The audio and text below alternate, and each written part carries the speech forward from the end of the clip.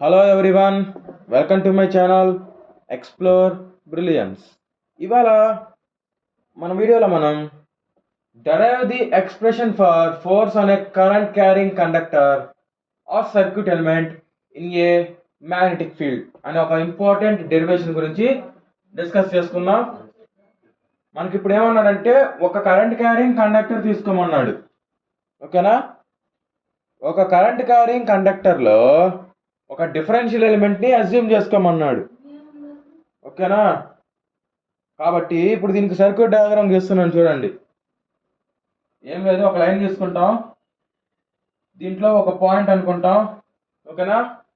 ఆ పాయింట్ దగ్గర నుంచి సర్టెన్ యాంగిల్ ఆఫ్ థీటా ఒక యాంగిల్ తీసుకుంటాం, కొంచెం బాట్ని డిఎల్ అనుకుంటాం. ఓకేనా? నెక్స్ట్ ఈ వెక్టర్ని ఆర్ అనుకుంటాం, ఈ పాయింట్ని పి అనుకుంటాం. ఇక్కడ ఫ్లో అవుతున్న కరెంట్ ఐ, ఇక్కడ ఏ కరెంట్ అయితే ఫ్లో అవుతుందో ఇక్కడ కూడా అదే కరెంట్ ఫ్లో అవుతుంది.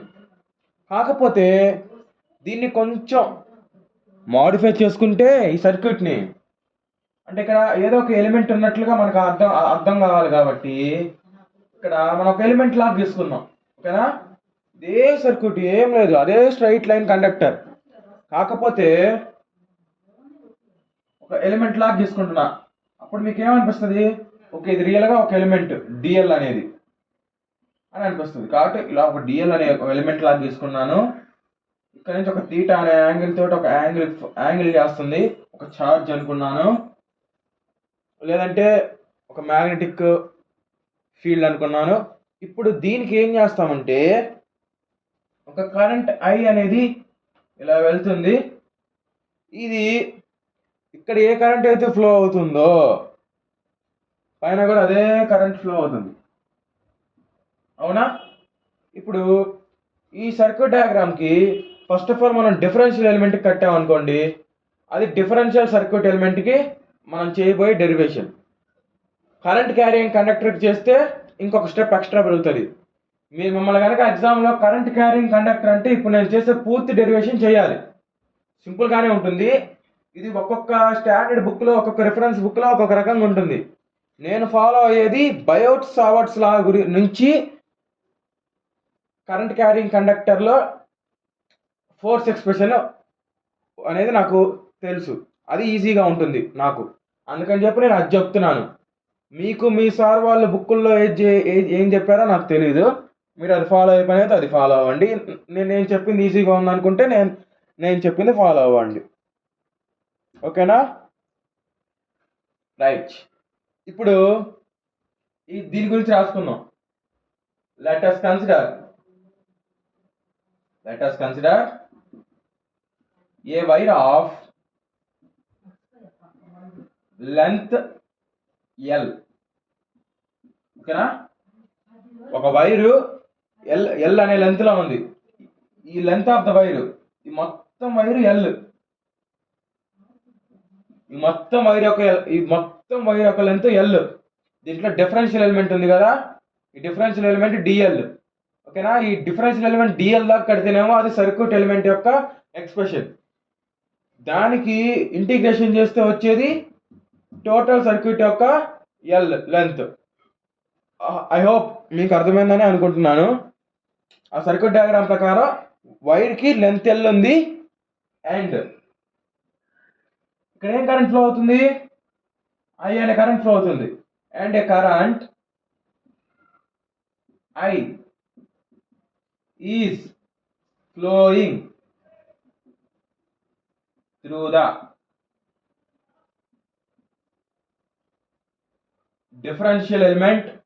differential circuit element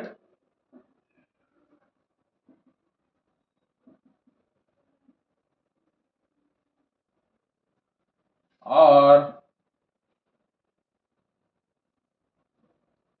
differential circuit element అనే అనుకోండి. ఎందుకంటే ఫస్ట్ ఆఫ్ ఆల్ మనం డిఫరెన్షియల్ సర్క్యూట్ ఎలిమెంట్ కట్టిన తర్వాత దాన్ని ఇంటిగ్రేషన్ చేస్తాం కాబట్టి డిఫరెన్షియల్ ఎలిమెంట్ అనే అనుకోవాలి. ఓకేనా? ఓకే, ఒక డిఫరెన్షియల్ ఎలిమెంట్ సర్క్యూట్, దాన్ని అదేంటిది డిఫరెన్షియల్ ఎలిమెంట్ పేరు డిఎల్. ఓకేనా. ఎల్ అనే లెంత్ గల ఒక కండక్టర్ ఉందన్నా, దాంట్లో ఐ అనే కరెంట్ పోతుందన్నో, డిఎల్ అనే డిఫరెన్షియల్ ఎలిమెంట్ ఉందన్నో. ఇప్పుడు ఏం రాయాలి? A point P, a point P, a point P is made an angle of theta with differential element dl. Differential element dl. ఈ డిఫరెన్షియల్ ఎలిమెంట్ డిఎల్ తో ఈ పాయింట్ పి అనేది తీటా యాంగిల్ తోటి అయింది. ఏదో రాసింది ఏ పాయింట్ పి, ఒక point P అనేది is made an angle of theta, ఒక తీటా అనే యాంగిల్ ఫామ్ చేసింది. దేంతో? With differential element DL. ఇంక ఈ సర్క్యూట్లో మ్యాక్సిమం మొత్తం కవర్ అయిపోయింది. కాబట్టి ఇప్పుడు ఇక్కడ బయోట్ సావర్ట్స్లో అప్లై చేద్దాం మనం. ఒక 1 minute ఫ్రెండ్స్. ఇప్పుడు చెప్పింది ఒకసారి చదువుతా ఉండండి. నేనేం లేదు, మ్యాటర్ మొత్తం ఈ సర్క్యూట్ని చూస్తూ రాశాను. అక్కడ ఏం బట్టి కొట్టాల్సిన అవసరం కూడా లేదు నన్ను అడిగితే. అది కట్టకు తీసుకున్నావా రాసావా. నేనైతే ఇప్పుడే చెప్తున్నాను ఫ్రెండ్స్, నేను బయోట్ సావర్ట్స్ దగ్గర నుంచి డెరైవ్ చేసుకుంటున్నాను. మీరు కావాలంటే ఇన్ కేసు బయోట్ సావర్ట్స్ నుంచి కాకపోయినా ఇంకొక మెథడ్ ఉంది, డీసై ఫ్లక్స్ డెన్సిటీ ఈ మెథడ్. ఓకేనా, ఆ మెథడ్ నుంచి అయినా తెచ్చుకోవచ్చు.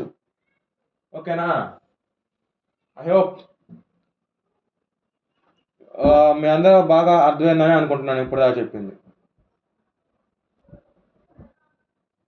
ఇప్పుడు according to the Biot Savart's law, according to the Biot Savart's law, according to the Biot Savart's law, Biot Savart's law ప్రకారంగా, according to the Biot Savart's law, ఈ Biot Savart's లా ప్రకారం మనకేం తెలుసు? బయోట్ సావర్ట్స్ లా ప్రకారం చెప్పండి. బయోట్ సావర్ట్, కొంచెం నేను బోర్డు మీద నాకు రైటింగ్ రాయడం రాదు ఫ్రెండ్స్, కొంచెం ఇంకా మీకు అర్థమయ్యేటట్టు రాయడానికి ట్రై చేస్తున్నాను. ఓకేనా, మ్యాక్సిమం మీకు అర్థమవుతుంది. Okay, according to the Biot Savart's law, the magnetizing force DH is equal to IDL sin theta by 4 pi r square. ఇది బయోట్ సావర్ట్స్ లా ప్రకారంగా మనకు వచ్చే ఈ డెరివేషన్ అన్నమాట. ఒక్కసారి బయోట్ సావర్ట్స్ లాని గుర్తు తెచ్చుకోండి. DH is equal to ఇది డైరెక్ట్ ఫార్ములా అన్నమాట. ఇది బయోట్ సావర్ట్స్ లా. ఈ DH అనేది ఏంటిది? where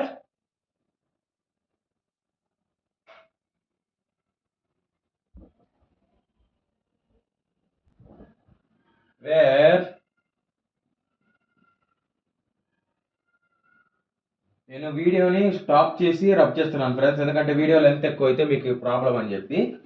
wear DH is equal to magnetizing force on a differential element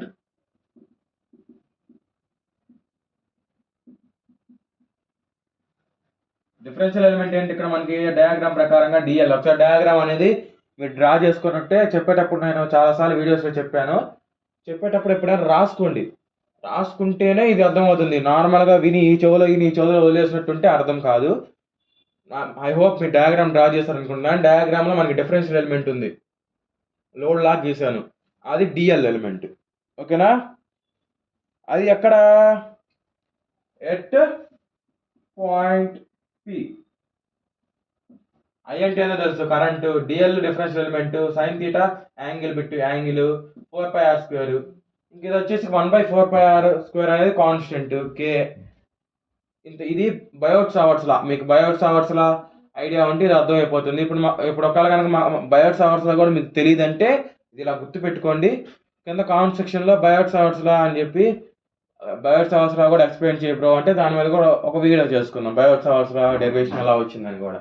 ఓకేనా, ఒక్కొక్కసారి బయోట్ సావర్ట్స్ కూడా అడుగుతాడు, కాకపోతే అది మోస్ట్ ఇంపార్టెంట్ కాదు, ఇది మోస్ట్ ఇంపార్టెంట్ అనమాట. జాగ్రత్తగా వినండి.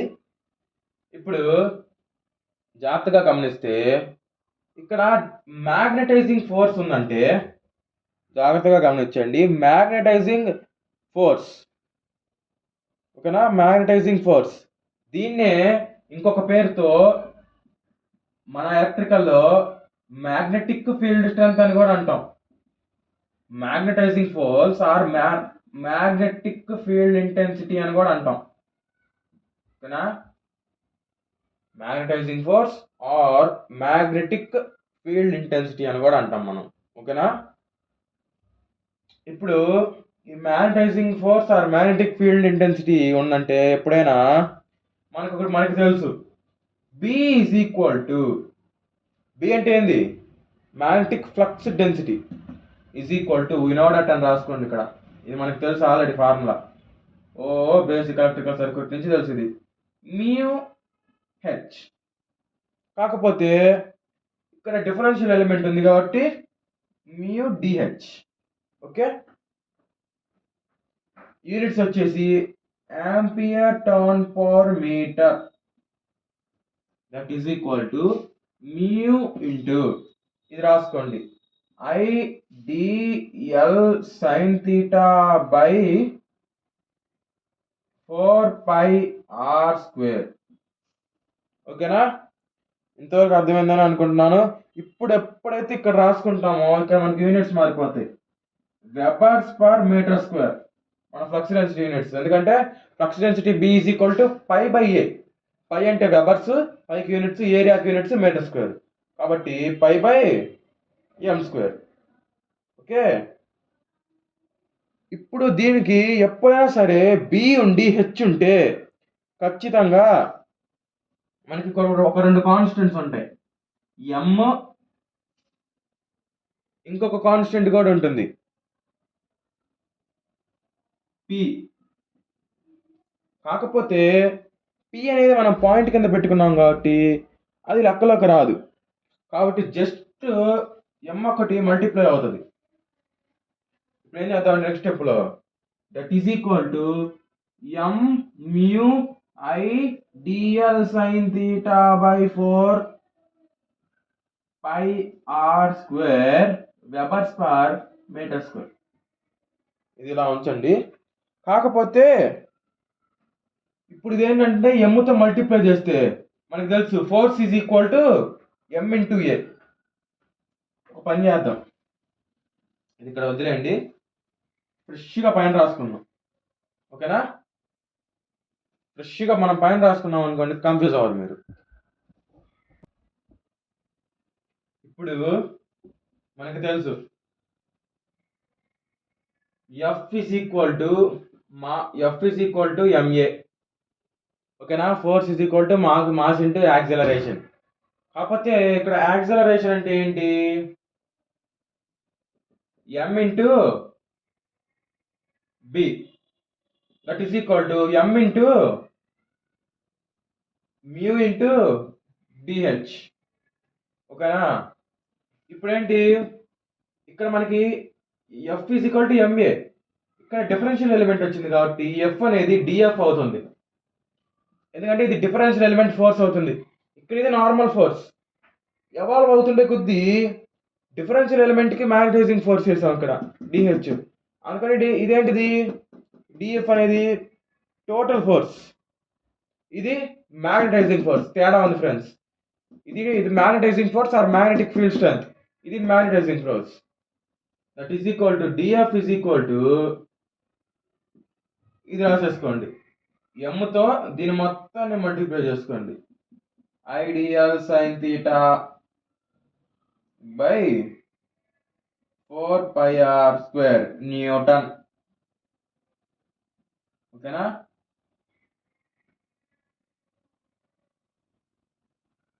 Newton,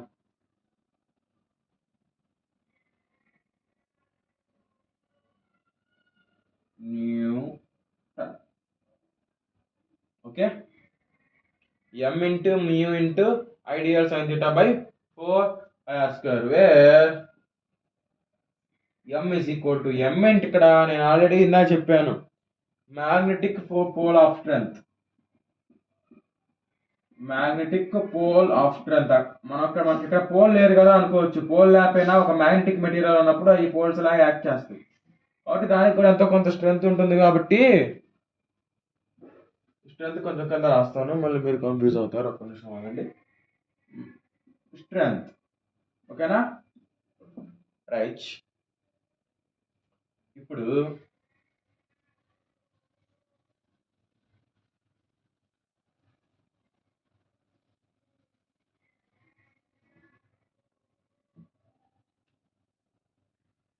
dF is equal to m mu ideal sin theta by 4 pi r square. Derivation అనేది నీకు అయిపోవచ్చింది, జాగ్రత్తగానండి. నేను మళ్ళీ డెరివేషన్ అంతా అయిపోయిన తర్వాత ఒకసారి మళ్ళీ రీక్యాప్ చేస్తాను సింపుల్గా. That is equal to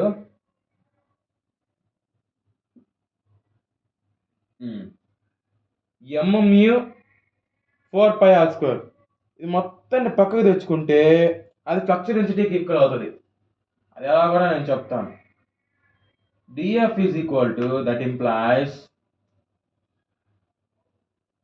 m mu by 4 pi r square into ideal sin theta by 4 pi r square. ఇదంతా ట్రాన్సిషన్ కాబట్టి ఇంకింతే. కాకపోతే ఇక్కడ m mu by 4 pi r square అనేది ఫ్లక్స్ డెన్సిటీకి ఈక్వల్ అవుతుంది. ఎందుకంటే 4 pi r square అనేది ఏరియా, మ్యాగ్నెటైజింగ్ ఫోర్స్ ఇంటూ ఇది వచ్చేసి మనకి అకార్డింగ్ టు ద ఫార్ములాస్ ప్రకారంగా ఫ్లక్స్ కి ఈక్వల్ అవుతుంది. ఫ్లక్స్ పర్ ఏరియా అంటే ఎంత? b into I into dl sin theta. ఓకేనా? dF is equal to. So this is the expression for the differential element force. Expression for the differential element. ఓకేనా? మనకి question గుర్తు తెచ్చుకోండి. Question ఏంటిది మనకి? Derive the expression for the force on a current carrying conductor or circuit element. ఇప్పుడు మన ఇది ఏంటిది? సర్క్యూట్ ఎలిమెంట్ది. దేర్ ఫోర్ ఇక్కడ దాకా సర్క్యూట్ ఎలిమెంట్ అడిగినప్పుడు ఇక్కడ దాకా రాస్తే చాలు. ఒకవేళ వైర్ అన్నారనుకోండి, ఇంకొక స్టెప్ రాయాలి. ఆ స్టెప్ రాసుకుందాం. ముందు ఇక్కడ దాకా చెప్తున్నాను. Therefore the resultant force dF is the circuit element or differential element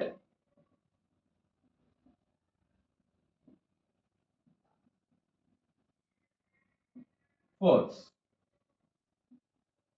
is equal to BIDL sin theta. ఓకేనా? BIDL sin theta.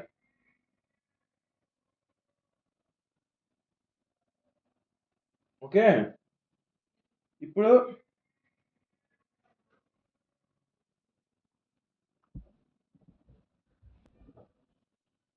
Okay friends, ఇప్పుడు ఎప్పుడైనా సరే డిఫరెన్షియల్ ఎలిమెంట్కి వచ్చినప్పుడు మీకు చాలాసార్లు చెప్పాను ప్రీవియస్ వీడియోస్లో కూడా, ఒక డిఫరెన్షియల్ ఎలిమెంట్ కనపడిందంటే లాస్ట్లో మనకి టోటల్ కావాలన్నప్పుడు ఏం చేయాలి? మనం ఇంటిగ్రేషన్ చేయాలి. కాబట్టి ఇక్కడ ఏం చేయాలి? Therefore the total force of the conductor, the total force of the conductor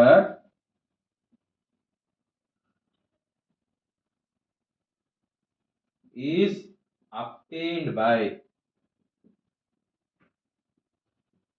ఎలా వస్తుంది? Integrating with the limits. Limits ఏమేంటివి? 0 అండ్ L. 0 L అనేది ఇది లోయర్ లిమిట్, ఇది అప్పర్ లిమిట్ గా సబ్స్టిట్యూట్ చేసి మనం డిఫరెన్షియేషన్ చేస్తే టోటల్ ఫోర్స్ వచ్చేస్తుంది. ఓకేనా? ఇప్పుడు చూడండి, మనకేంటిది? Differential element is obtained by integrating with the limit 0 and L to the differential element. Differential element ఏంటి? ఈ స్టెప్ ఎప్పుడు రాయాలి ఫ్రెండ్స్? క్వశ్చన్లో గనక మనల్ని straight line conductor, straight current carrying conductor అని అడిగినప్పుడు మాత్రం ఈ స్టెప్ రాయాలి. Circuit element or differential element అని అడిగితే ప్రీవియస్ ఇక్కడ స్టాప్ చేశాను చూడండి, అక్కడ దాకా రాస్తే సరిపోతుంది. కాకపోతే ఎగ్జామ్లో అలా అయినా అడగచ్చు, ఇలా అయినా అడగచ్చు. కాబట్టి ఈ స్టెప్ కూడా వినండి, ఓపిక్గా లాస్ట్ దాకా వినండి. Differential element DH DF, differential element force, అది కూడా రాసుకున్నాం. Differential element force DL DF. ఇప్పుడు చూడండి, integral DF to the limits 0 to L is equal to, మనకి ఇందాక ఏ ఈక్వేషన్ వచ్చింది? DF is equal to BIDL sine theta వచ్చింది, అవునా? ఇప్పుడు ఇంటిగ్రేషన్లో ఏంది? 0 to L.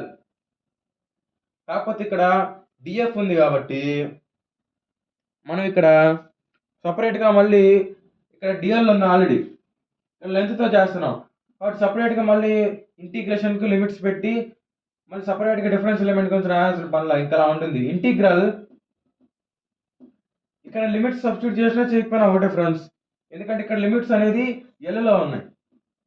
కాకపోతే ఇక్కడ మనకి లిమిట్స్ అవసరంలా, అటు సైడ్ వరకు లిమిట్స్ పెట్టినా చాలు. ఇటు సైడ్ లిమిట్స్ పెట్టినా సరే మనం డైరెక్ట్గా ఎఫ్ అనే రాసుకుంటాం. ఇది టోటల్ ఫోర్స్ ఈక్వేషన్, ఓకేనా? ఇప్పుడు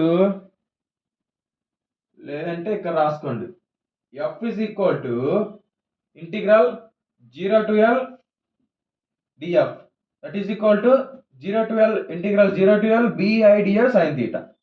ఇప్పుడు రాసుకుంటే దట్ ఈస్ ఈక్వల్ టు, ఇదేమవుతుంది? B constant, I constant, sin theta constant, integral 0 to L dl. Already మీకు చెప్పాను ప్రీవియస్ వీడియోస్లో, integral f of x dx to the limits a to b is equal to f of x to the limits a to b, that is equal to f of b minus f of a గా రాసుకోవచ్చు. ఇది మీకు already previous వీడియోస్లో చెప్పాను. దీన్ని ఇలాగ రాసుకోవాలి. ఇలాగ రాసుకునే ముందర ఇదే ఫార్ములాలో ఉంది, ఇంటిగ్రల్ 1 dx అనే ఫార్ములాలో ఉంది. ఎలా రాసుకోవచ్చు? ఎక్స్గా రాసుకోవచ్చు. దీన్ని కంపేర్ చేయండి. ఇంటిగ్రల్ లిమిట్స్ని వదిలేయండి, లిమిట్స్ తర్వాత చేద్దాం, ఓకేనా? ఇంటిగ్రల్ 1, ఇక్కడ ఏం లేదంటే 1 ఉన్నట్టు, 1 డిఎల్ ఉంది, ఇక్కడ ఎక్స్ ఉంది కాబట్టి ఇక్కడ ఎల్ ఉంది కాబట్టి ఇక్కడ ఏం పెట్టుకోవాలి? ఎల్ పెట్టుకోవాలి. ఇక్కడ ఎక్స్ ఉంది కాబట్టి ఎక్స్ పెట్టుకున్నాం కాబట్టి that is equal to BI sine theta to the limits 0 to L. ఇప్పుడు ఇది ఈ ఫామ్లోకి వచ్చింది. ఎఫ్ ఆఫ్ ఎక్స్ అంటే ఎల్, ఏ అంటేనేమో 0, బి అంటేనేమో ఎల్. ఇప్పుడు ఏం సబ్స్టిట్యూట్ చేయాలి? ఎఫ్ ఆఫ్ బి సబ్స్టిట్యూట్ చేయాలి, అంటే ఎల్ సబ్స్టిట్యూట్ చేయాలి. That is equal to BI sine theta, L substitute చేయండి, minus F of A 0 substitute చేయండి, ఓకేనా? That is equal to BI sine theta into L. L minus 0 అంతా ఎల్లే కదా, ఓకేనా? మనలో నుంచి 0 తీసినా మనమే వస్తాం, తెలుసు కదా అది. That is equal to therefore force is equal to BIL sin theta units newtons. Okay, దీన్నే కనుక సైన్ థీటా వచ్చింది కాబట్టి క్రాస్ ప్రోడక్ట్ ఆ డాట్ ప్రోడక్ట్ రాసుకోవచ్చు. కాకపోతే ఇంతవరకు ఇలా చేసినా సరే ఏం ప్రాబ్లం లేదు. This is the total force equation for a straight line conductor. Okay, ఇక్కడ నేను పట్టట్లేదని రాయట్లేదు, మీరు ఇక్కడ ఏం రాస్తారంటే therefore the total force in a straight line conductor is equal to the BIL sin theta newtons అని రాసుకోండి. ఇక్కడ ఇంతటితో చాలా ఇంపార్టెంట్ టాపిక్ కవర్ అయిపోయినట్లే. చాలా జాగ్రత్తగా వినండి. ఈ క్వశ్చన్ అనేది ఎగ్జామినేషన్లో వచ్చే ఛాన్సెస్ ఉన్నాయి కాబట్టి ఒకటికి 4-5 టైమ్స్ నేను ఈ మధ్య కాలంలో చేసిన వీడియోస్ అన్ని కూడా ఇంపార్టెంట్గా చేస్తున్నాను. కాబట్టి ప్రతి ఒక్క వీడియో, ఈ వీడియో అనే కాదు, ప్రతి ఒక్క వీడియో అర్థమయ్యేంత వరకు వినండి. నేను చెప్పడమే చాలా నిదానంగా చెప్పాను. మీరు అయినా అర్థం కాకపోతే ఇంకా నిదానంగా వినండి, అయినా సరే అర్థం కాకపోతే కింద కామెంట్ సెక్షన్లో కామెంట్ చేయండి. ఇంకొక వీడియో చేసుకునే ప్రయత్నం చేద్దాం, ఇంకా నిదానంగా చెప్పుకుందాం ఆ వీడియోస్లో, ఓకేనా? So please like, share and subscribe to the channel. ఇంకో వీడియోలో మళ్ళీ మీ ముందుంటాను. Until then bye.